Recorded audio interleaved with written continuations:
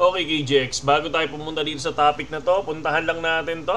Okay, so TP1 hit, no? Kagabi. So, sabi naman natin sa inyo, if ever, pwede tayo mag-TP dito sa area na to. So, okay, good tayo, no? Possible.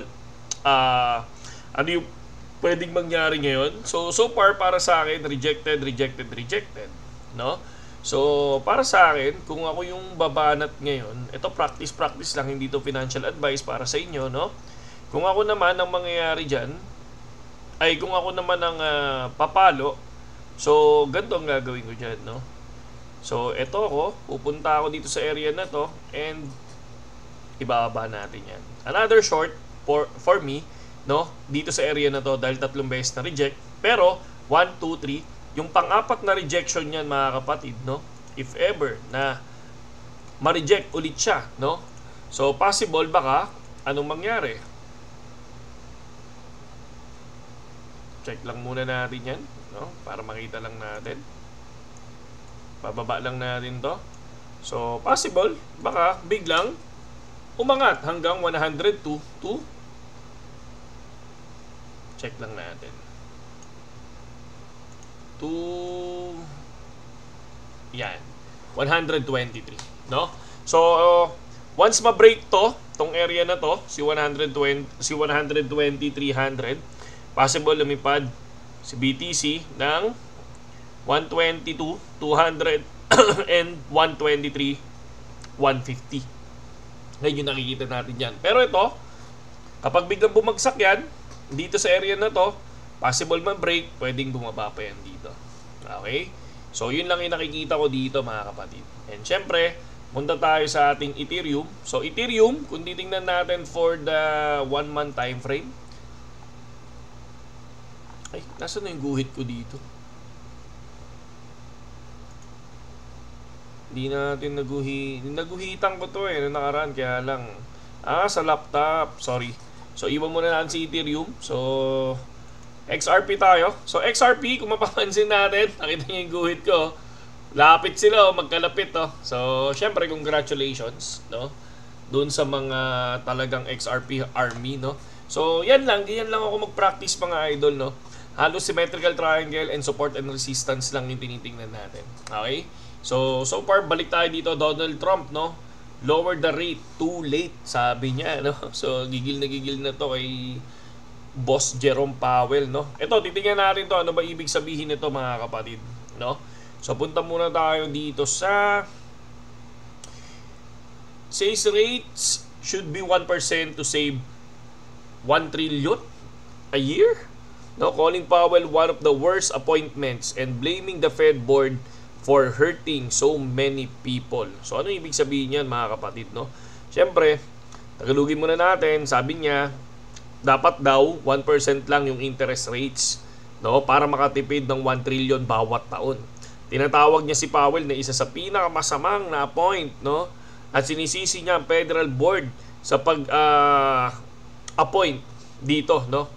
At parang sabi nga nila, sinaktan nila yung maraming Pilipino, no? So parang sa akin yan, interest rate, syempre ito yung porsyento na sinisingil ng Bangko Sentral, no? Sa kanila yun, no? Sa Federal Bangko Sentral, Federal Reserve, kapag nagpapautang sila sa mga bangko. Kung mataas ang interest rate, mahal ang umutang, di ba? Kaya bumabagal ang ekonomiya. Kapag mababa, bumibilis ang galaw ng pera. Sabi ni Trump, dapat daw 100% lang, 1% lang ang interest rate. Ang ganda nito kapag natuloy ito mga kapatid, baka lumipad ang crypto, no? Para makatipid ang gobyerno ng 1 trillion kada taon, sabi niya. Tinatawag niya si Jerome Powell na isang maling desisyon na pinakamasamang hinirang. Sabi niya gano'n, no? So yun lang naman. Syempre karaniwan sa mga ganitong sa nakikita kong salita dito, syempre parang ano ba yung ibig sabihin niyan, di ba? Syempre political attack ni President Trump, I think, no? Kay Powell, kahit siya mismo ang nagtalaga kay Powell noon, di ba? So, posibleng campaign move ni President Trump ito sa ipinapakita niyang solusyon. May solusyon siya sa mahal na bilihin, di ba? Parang gano'n, yun yung nakikita natin yan. And pinapakita rin niya dito yung tension sa pagitan ng gobyerno at Federal Reserve, di ba? So ano yung epekto sa market niyan, di ba? Maring maka-epekto sa market yan, syempre sa kumpiyansa ng investor sa Fed, di ba?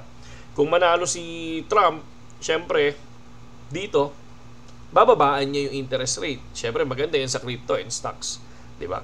Pero ang masama nito, syempre yung dollar value, no? Kung mawawala ng tiwala ang mga foreign investor, di ba? Yun yung nakikita natin diyan eh. And then dito naman sa Watchers Guru, yan, no? Breaking US House officially passes anti-CBDC surveillance state, no? So ano ba yung CBDC, no? Central Bank Digital Currency yan. Digital na pera ng gobyerno na kontrolado ng central bank, no? Katulad ng Federal Reserve, di ba? Halimbawa, parang peso kung sa Pilipinas, parang peso sa Pilipinas pero controlled ng Bangko Sentral, di ba? So, bakit daw may anti-CBDC? 'Di ba? Yun yung tinatanong nila. Syempre, maraming tao lalo na sa US ang natatakot na magagamit ang CBDC para sa sobrang surveillance o pag-control doon sa mga transaksyon ng bawat mamamayan. 'Di ba? So, pag-track kung saan ka gumagastos, pag-block ng access ng pera mo, pagkawala ng privacy sa financial life mo. Parang gano'n, yun yung ano nila, bakit may anti. 'Di ba? So, yung epekto niyan, syempre, no, kung tuluyan yan may isa sa batas, sabi nila, possible maaaring hindi ituloy ang paggamit ng CBDC sa US. No? Siyempre, yung iba naman, maganda ito para daw dun sa mga taong naniniwala sa privacy at decentralized finance, di ba? DeFi, kung tinatawag. So, possible din makatulong sa pag-angat ng crypto at ibang Bitcoin at ibang crypto. Dahil hindi gobyerno o hindi gobyerno or kontrolado, syempre, ang Bitcoin and crypto, di ba? So, yun lang yung nakikita ko dyan, mga kapatid, no? At syempre, ano pa ba yun? Ito, multiple Congress members to criminally refer Jerome Powell to the DOJ. Kayo, anong tingin nyo dyan, no? Ako naman, ang tingin ko dyan, Jerome Powell ay isang chairman, syempre, ng Federal Reserve, di ba? Ang Bangko Sentral ng Amerika. Sabi nila, DOJ, ito yung Department of Justice, no? Sa criminally repair, ibig sabihin, ano ba yung tingin natin dito?